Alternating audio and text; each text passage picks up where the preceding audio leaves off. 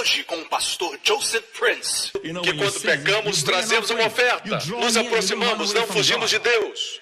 Mencionamos que José, um tipo de Cristo, disse para os seus irmãos: vou colocá-los na terra de Gozém. E Gozém significa proximidade, lugar de proximidade. Você lembra, com todo o seu poder, viu os seus irmãos ali, com toda a sua posição, poder e influência. Como ele usou o seu poder? Irmãos, eu sou José, aproximem-se de mim. Eram os irmãos que o haviam vendido muitos anos antes. Tipifica Jesus quando retornar para Israel. Ele dirá a Israel: eu sou o irmão Jesus. Aproxime-se. Não fiquem tristes porque me venderam. Incrível. Incrível graça. Uau. Eu digo uau. Eu quero dizer algumas coisas que vão aclarar algumas questões, já que estamos falando de aproximar. Estamos todos próximos a Deus. E estamos numa posição de proximidade. Mas é um lugar, uma posição. Se analisarmos Efésios 2, portanto, lembrem-se de que anteriormente vocês eram gentios, ele está falando com gentios, falava com este povo. Vocês eram gentios por nascimento e chamados incircuncisão pelos que se chamam circuncisão, feita no corpo por mãos humanas. Os judeus nos chamam incircuncisos. Veja que Davi diz de Golias: quem é esse incircunciso filisteu? Quando dizem isso, eles não estão sendo rudes, eles estão dizendo que nós não somos do concerto, eles são do concerto. O concerto era simbolizado pela circuncisão. Naquela época, vocês estavam sem Cristo, separados da comunidade de Israel, sendo estrangeiros quanto às alianças da promessa. Paulo dizia: antes eram gentios, estavam distantes de Deus, distantes da aliança de Deus e suas promessas, sem esperança e sem Deus no mundo. Mas agora, diga agora, em Cristo Jesus, vocês que antes estavam longe, foram aproximados mediante o sangue de Cristo. Se analisarmos a palavra aproximados, é a palavra grega angos. E essa palavra denota um lugar de proximidade. A posição de proximidade. Hoje estou falando do lugar e quero que você se conscientize que deve se aproximar deste lugar.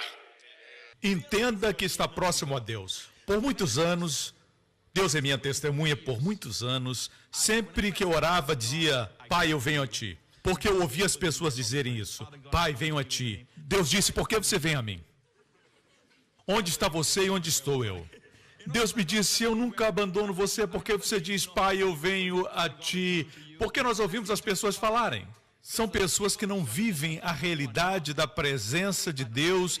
Espiritualmente falando, eu sinto a presença de Deus. Eu sei que Deus está próximo a mim. Por isso eu digo: Pai. Precisamos também aprender isso. Precisamos experimentar nosso lugar de proximidade. E note que proximidade não é porque nós somos bons, não é porque fizemos algo bom, mas é porque fomos aproximados pelo sangue de Cristo. O sangue foi derramado. Nós fomos aproximados pelo sangue de Cristo. Estamos próximos porque o sangue de Cristo nos aproximou. Um antigo hino diz assim: próximo, muito próximo de Deus. Não poderia estar próximo, mas na pessoa do seu Filho, eu estou tão próximo quanto Ele. Tão querido de Deus. Mas querido não podia ser. Mas com o amor que amou seu Filho, assim é seu amor por mim. Não podíamos estar mais próximos de Deus, mas o sangue de Cristo nos trouxe para perto. Posso ter um amém? No Antigo Testamento se aproximavam de Deus. Nós hoje já estamos próximos de Deus. Eu quero falar sobre a proximidade prática, ok? É uma bênção extraordinária para nós. Efésios 2,14, porque Ele é a nossa paz, o qual de ambos, fala aqui dos gentios e dos judeus, fez um e derrubando a parede de separação que estava no meio. Agora, apesar de próximos em posição, alguns sentem, nossos sentimentos podem ser um problema na nossa vida. Existem horas que nos sentimos distantes, que nos sentimos descrentes, nos sentimos deprimidos, nos sentimos felizes, nos sentimos contentes e, às vezes, nos sentimos muito deprimidos. Mas o fato é esse, irmão. Sentimentos não são confiáveis. A palavra de Deus é. E a palavra de Deus diz que nós estamos próximos. Assim, precisamos entender que estamos próximos. Precisamos entender isso e viver isso. Diga, eu estou próximo a Deus. Falo para os crentes, se você é crente, você está muito próximo a Deus. Não podia estar mais próximo. Amém? Porque na pessoa do seu filho estou tão próximo como ele. Amém? Você está em Cristo, na pessoa do seu filho. Você está tão próximo a Deus e é tão querido de Deus. Não podia ser mais querido, nem mais aproximado. Você está perto porque está em Cristo. Entenda isso ao orar. Quando eu vejo um acidente, eu sempre faço isso. Eu vejo os carros de polícia, as ambulâncias, muitas vezes alguém está no chão, ferido, e eu começo a orar dirigindo por aquela pessoa para que ela seja poupada, a sua vida continue, amém? Que Deus dê uma nova oportunidade e ela conheça Jesus como o Salvador. Porque eu diminuo a velocidade? Por que você diminui a velocidade? Pastor Prince, eu paro para ver. Não seja como o mundo, amém? Nós devemos ser uma bênção. Use sua proximidade para abençoar, como José. Ele usou sua proximidade para perdoar. Usou para aproximá-los e tranquilizar seus corações. Amém? Aproveite a sua proximidade com Deus. Glória ao nome de Jesus. Eu quero falar sobre proximidade prática. E falando nisso, existem coisas que são posicionais e práticas, mas não é justiça. Quanto à justiça, não existe posição de justiça e justiça prática. Quando dizem isso, não entendem que quando tentam estabelecer sua justiça prática, deixam de receber a dádiva da justiça. A justiça é algo que você tem ou não tem. Ok? Mas quanto à santidade, temos a santidade posicional conquistada por Cristo Jesus e a santidade prática. Vocês me escutam? Muitos, quando falam da justiça prática, se referem à santidade. Vocês me escutam? Não tenha medo da palavra santidade. Santidade é, na verdade, precisamos entender bem essa palavra santidade.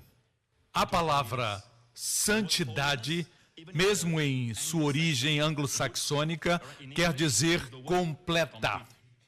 Em hebraico é a palavra shalom. Amém. Ser santo, ter um casamento santo, o que isso significa? Que é completo, é integrado. E por isso produz vida. Mas quando nos envolvemos com comportamentos impuros, isso produz destruição. Ok? Quando olhamos para comportamentos destrutivos, sem discutir se essa pessoa tem algum tipo de problema, tem pecado na sua vida, veja que esse comportamento produz morte e suicídio. Chegue à sua própria conclusão. É melhor seguir a palavra. Vocês me escutam, irmãos? Ok, Deus quer que seu povo seja completo e santo, não porque, escute, não porque Deus diz, quero que você seja santo para lhe parecer bem. Não. Deus quer que você seja como Ele. Sede santos como eu sou santo. Deus quer que você seja feliz. Deus quer que você viva amor, alegria e paz. Deus quer o melhor para você. Que seja completo. Mas você não pode ser santo sem primeiro receber Jesus Cristo. Amém? E se tornar justo. Pode ser um amém? Muitas vezes, quando as pessoas falam da justiça, em termos de prática, se referem à santidade. Tendo dito isso, tem a santidade posicional, santificação e a santificação progressiva. Mas não quanto à justiça. Também existe uma proximidade de Deus, amém? Mas existem aqueles que são próximos de Deus de forma prática. Quantos entendem isso? Deixa eu explicar. A Bíblia nos ensina isso. Você sabe que Jesus tinha 70 discípulos? Sabemos que tinha 12, mas a Bíblia diz que ele tinha 70. Veja aqui, Lucas capítulo 10. Eu vou provar para alguns que talvez estejam duvidando. Aqui está. E depois disso, designou o Senhor ainda outros 70 e mandou-os de 2 em 2 a todas as cidades e lugares. Ele designou 70 discípulos. Ele tinha os 12, mas também tinha 70 outros. Eles eram salvos? Eles eram seguidores de Cristo? No mesmo capítulo, no versículo 17, e voltaram os 70 com alegria, dizendo: Senhor, pelo teu nome até os demônios se nos sujeitam. E você diz: glória a Deus, não tinha só 12, ele tinha 82. Mas veja isso, em João capítulo 6, e dizia: por isso eu vos disse que ninguém pode vir a mim se por meu Pai não lhe for concedido. Essa é uma declaração de graça, não é seu esforço, não é sua inteligência que faz você vir a mim. Foi o Pai que concedeu. Se o Senhor não tivesse nos alcançado, ninguém estaria adorando a Deus aqui hoje. Nenhum de nós. Nós pensamos que estamos aqui porque somos inteligentes, porque temos um entendimento que outros não têm. Não, irmãos, não é assim. Somos todos pecadores. É a misericórdia e a graça de Deus que abriu nossos olhos. O fato de estarmos aqui hoje não é motivo para olharmos para os outros, julgando-os e dizendo: eles são tão maus. Mas é para irmos a eles dizendo: eu já fui como você, mas a graça me alcançou. Posso ter um amém? Veja isso. Quando ele fez essa declaração de graça, as pessoas não gostam da graça. Quando Jesus estava em Nazaré, ele disse: o Espírito de Deus está sobre mim para curar os quebrantados, para libertar os cativos. E ele fechou o livro. E depois disso ele disse: hoje se cumpriu essa palavra. Eles disseram: não é esse o filho de José, o carpinteiro? Mas quando ele disse: existiam muitas viúvas nos dias de Elias, mas ele não foi enviado a nenhuma delas, exceto para uma mulher gentia. Eles ficaram irados. Ele continuou falando: existiam muitos leprosos em Israel, mas nenhum foi purificado pelo ministério de Eliseu, exceto um gentio chamado Naamã. Eles ficaram ainda mais irados. Por quê? As pessoas não gostam da graça. Porque se orgulham da posição, das realizações, da cultura e da educação. Jonas esqueceu que foi a misericórdia de Deus que o salvou. Ele não queria levar as boas novas porque sabia que Deus seria misericordioso com aquele povo. Ele sabia disso, por isso fugiu da sua responsabilidade, fugiu de Deus. Não quis pregar em Nínive, que era a capital da Síria. Se recusou de ir, porque ele sabia que Deus é bom. O que fazemos com o nosso conhecimento? É o orgulho. Orgulho da posição, orgulho do nome, orgulho do conhecimento, orgulho da educação. E o pior orgulho, como o de Jonas, era o orgulho da graça. Você acredita na graça e diz: aquela igreja não crê na graça, aquele pastor também não. Isso é orgulho, porque você usa a graça para dividir. O povo diz que é por causa de mim, mas é por causa de vocês. O que aprendemos é pela graça e misericórdia de Deus. Veja isso. Não gostaram quando Jesus disse: ninguém pode vir a mim se por meu Pai não lhe for concedido. Desde então, muitos dos seus discípulos tornaram-se para trás e já não andavam com ele. Foram os 70. Como eu sei? Porque então Jesus disse aos 12, querem ir também? É interessante. O que o Senhor disse quando os 70 foram embora? Ele disse: vocês também não querem ir? Eu gosto da forma como Jesus age. Ele não disse: desculpa aí as minhas palavras duras, eu não queria ofender vocês. Mas o fato é que quando entendemos essa verdade, chegamos à conclusão que somos mordomos. Porque assim como você veio do ventre da sua mãe nu, você vai voltar nu. Amém? Às vezes é bom falar essas coisas, porque nós temos essas questões na igreja. Não tenha medo de ser humilde. Deus dá graça ao humilde. A água busca os lugares mais baixos. Amém? Deus dá graça ao humilde, mas resiste o orgulhoso. Como você resiste o diabo, Deus resiste o orgulhoso. O objetivo da história de Jó e dos seus sofrimentos é apresentar o momento quando ele aprende que ele não é nada sem Deus. Humilhar-se e glorificar a Cristo como o maior. Alguns se estribam em si mesmos.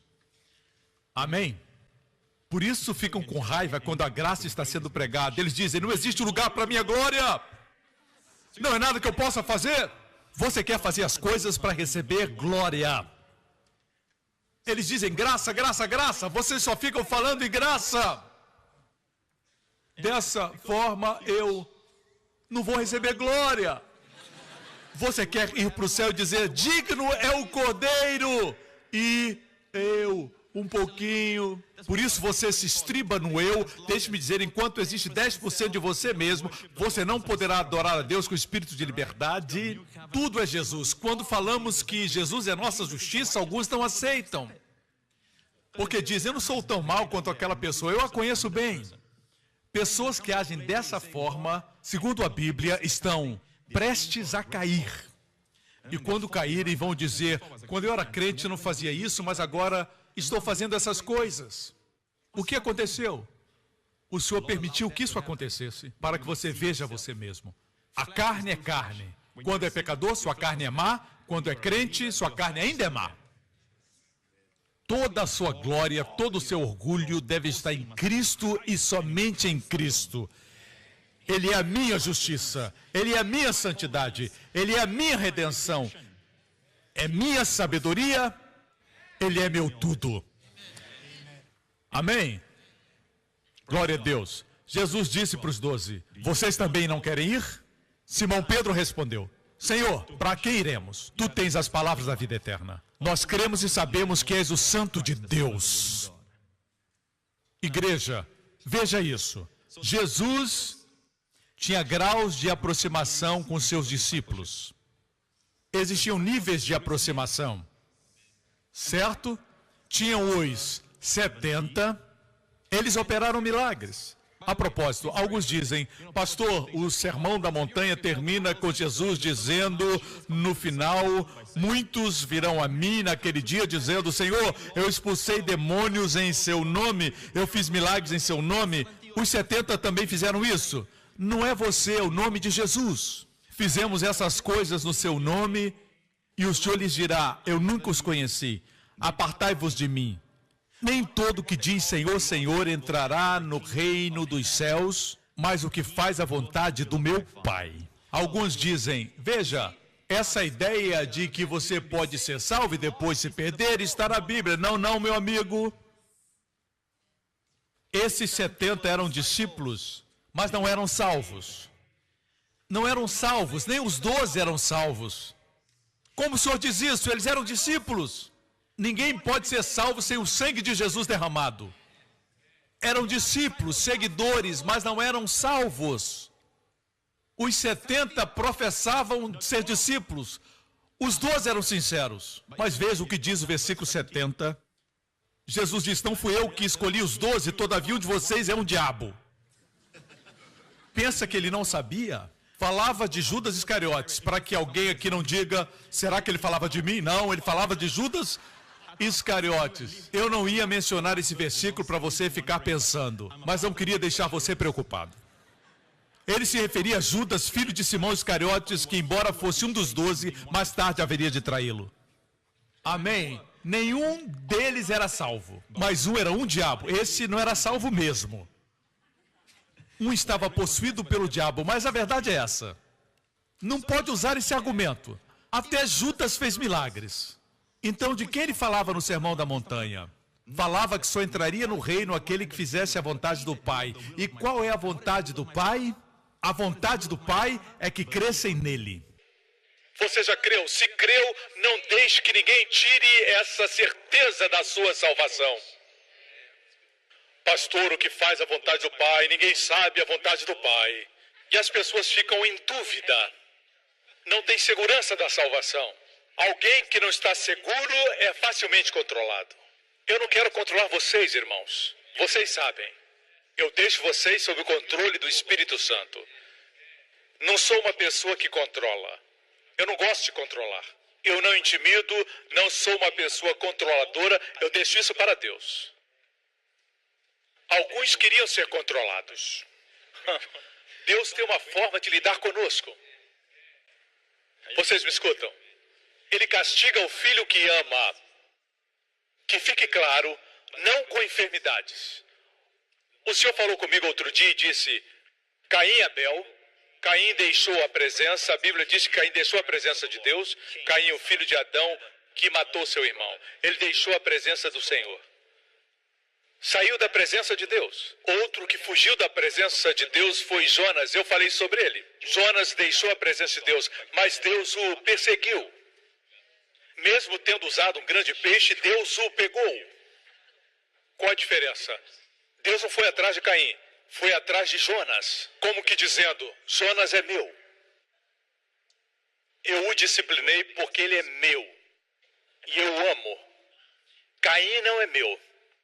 Eu disse, Deus, nunca me abandones. Jamais. Se me desviar, trate comigo. Você sabe como Deus lida com você? Às vezes não está feliz no seu trabalho. Você está frustrado. Quando se orgulha, é ferido pelos outros e diz, Deus, por quê? É o seu orgulho, não é o povo. Mas você não quer ouvir isso, você fica com raiva. Isso é orgulho. Orgulhoso de quê? Estou tentando lhe ajudar. Não pule da mesa de cirurgia. O doutor abriu você, antes que ele remova o problema, você pula e diz, não quero ajuda. Está doendo. Você me abriu. E você segura os intestinos e sai correndo do hospital. O doutor não tem nem tempo de suturar a sua ferida. Você não espera até que esteja bem. Amém? Então escute a palavra primeiro. Deus ama você. No próximo programa. Essa questão, que esse texto não pode ser usado contra o crente para defender a ideia que podemos ser salvos hoje e amanhã perder a salvação. Deixe-me dizer que é uma doutrina miserável dizer que podemos ser salvos hoje e perder a salvação. Não, amigo, você é salvo para sempre. Existe algo na palavra de Deus que precisamos aprender. Obrigado por sintonizar no programa de hoje. Esperamos que tenha sido uma bênção para a sua vida. Para mais informações sobre o programa da Igreja New Creation, acesse o site ncctv.org.sg. Lá você poderá se inscrever para receber um devocional diário do pastor Joseph Prince. Seja incentivado e fortalecido todos os dias e saiba o quanto Deus lhe ama através desses devocionais. Acreditamos que o seu dízimo pertence à igreja que você frequenta e oramos para que você seja grandemente abençoado, altamente favorecido e profundamente amado.